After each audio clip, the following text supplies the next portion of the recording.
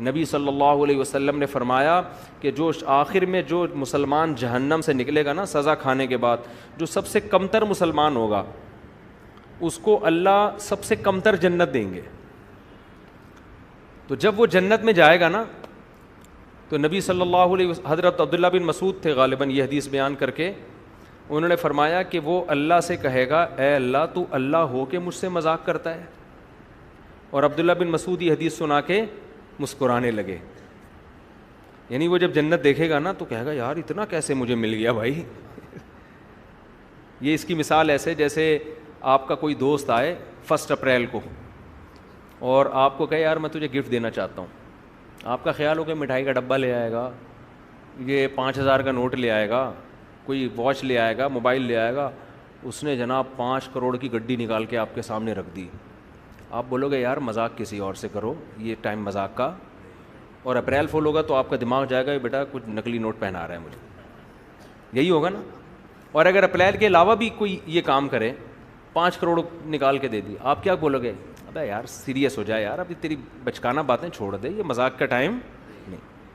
نکال وہ گھڑی یا وہ واچ لے کر یا کوئی انگوٹھی لایا ہے، کیا لایا ہے وہ نکال. آپ کو یقین ہی نہیں آئے گا یار یہ مجھے 5 کروڑ کس خوشی میں دے رہا ہے بھائی، آپ یہی بولو گے نا.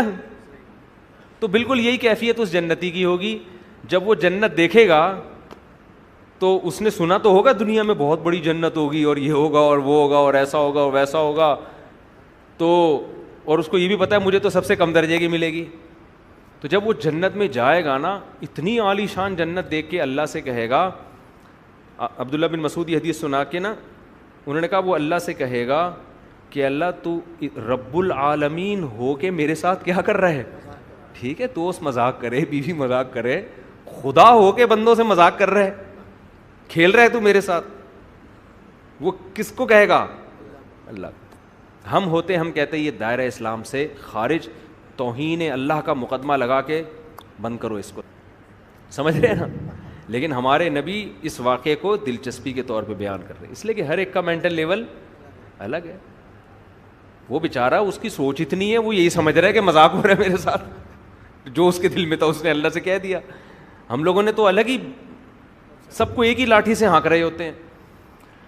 تو وہ اللہ سے کہے گا اے اللہ تو رب العالمین ہو کے میرے ساتھ کیا کر رہا ہے؟ مذاق. عبداللہ بن مسعود یہ حدیث سنا کے مسکرانے لگے. فرمایا پوچھتے نہیں ہو میں کیوں مسکرا رہا ہوں؟ تو آپ کے شاگردوں نے پوچھا بتائیں کیوں؟ فرمایا پیغمبر صلی اللہ علیہ وسلم نے جب یہ بات بتائی تو آپ صلی اللہ علیہ وسلم بھی مسکرائے، اور آپ نے ہم سے پوچھا تھا کہ پوچھتے نہیں ہو کیوں مسکرا رہا ہوں میں.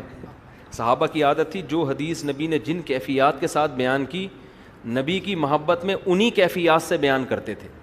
جیسے 2 حدیث ایسے بیان کی نا نبی نے کہ میں اور یتیم کی کفالت کرنے والا ایسے ساتھ ہوں گے، تو صحابی نے جب بھی حدیث بیان کی ہے انہوں نے کبھی یہ نہیں کہا کہ جیسے 2 انگلیاں ساتھ ہوتی، ہمیشہ اشارہ کر کے بتایا ایسے ساتھ. پھر ان کے شاگرد نے جب بھی حدیث بتائی ایسے ساتھ. تو وہ ایک محبت تھی نا، بالکل اسی اسٹائل میں حدیث بیان کرتے تھے، اسی انداز. تو جس حدیث کو بیان کر کے نبی مسکرائے، صحابی اس حدیث کو بیان کر کے مسکرائے، تابعین، یہ اسی طرح چلی آ رہی ہے یہ. تو ابن مسعود رضی اللہ عنہ نے فرمایا کہ پوچھتے نہیں ہو کیوں مسکراتا ہوں؟ ساتھیوں نے پوچھا کیوں؟ فرمایا کہ نبی حدیث بیان کر کے مسکرائے تھے، اور فرمایا کہ پوچھتے نہیں ہو کیوں مسکراتا ہوں؟ تو ہم نے پوچھا کیوں؟ تو فرمایا کہ جب اللہ بندے کی یہ بات سنے گا تو اللہ بھی مسکرائے گا. اس بندے کو کیا ہو گیا ہے، کیسی باتیں کر رہا ہے. لیکن اللہ اس کی کیفیت کو جانتے ہوں گے، اس پہ اللہ کفر کا فتویٰ نہیں لگائیں گے. اللہ کو پتا ہوگا یہ بیچارہ کہ اس کی یہی کیفیت بننی تھی کہ وہ اس کے ہوش اڑ گئے ہیں یہ جنت دیکھ کر. تو اللہ اس سے کہے گا کہ یہ حقیقت ہے، میں مذاق نہیں کر رہا، اور کہا کہ یہ جتنی تجھے نظر آ رہی ہے اس سے 10 گنا بڑی میں نے تجھے دی ہے. یہ ایک حصہ ہے جو تجھے دکھا رہا ہوں میں، اس سے 10 گنا بڑی ہے. تو اللہ کا اکرام میرے بھائی اللہ اپنے حساب سے کرے گا. خوش قسمت وہ لوگ ہیں جو اس زندگی میں تھوڑے سے گناہوں کو چھوڑ دیتے ہیں اور بہت بڑی جنت کے وارث بن جاتے ہیں. بدقسمت وہ لوگ ہیں جو چند گناہ ہیں جن کو اللہ نے کہا ہے چھوڑ دو، زنا، بد نظری، فحش فلمیں، یتیم کا مال کھانا اور بہنوں کی وراثت کھانا، نماز چھوڑ دینا، سود کھانا، یہ چند موٹی موٹے کبیرہ گناہ ہیں، ان کو چھوڑ دو، لیکن ہم ان تھوڑی لذتوں کے لیے بڑی لذتوں سے اپنے آپ کو محروم.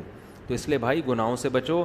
اگر کبھی ہو جائے تو توبہ کرو، چھوٹ نہیں رہا اس کے طریقے استعمال کرو کہ کیسے مجھ سے یہ گناہ چھوٹے. اللہ تعالیٰ سمجھنے کی، عمل کرنے کی توفیق عطا فرمائے. مرکز دین و ایمان، مرکز دین و ایمان، مرکز دین و ایمان، مرکز دین و ایمان.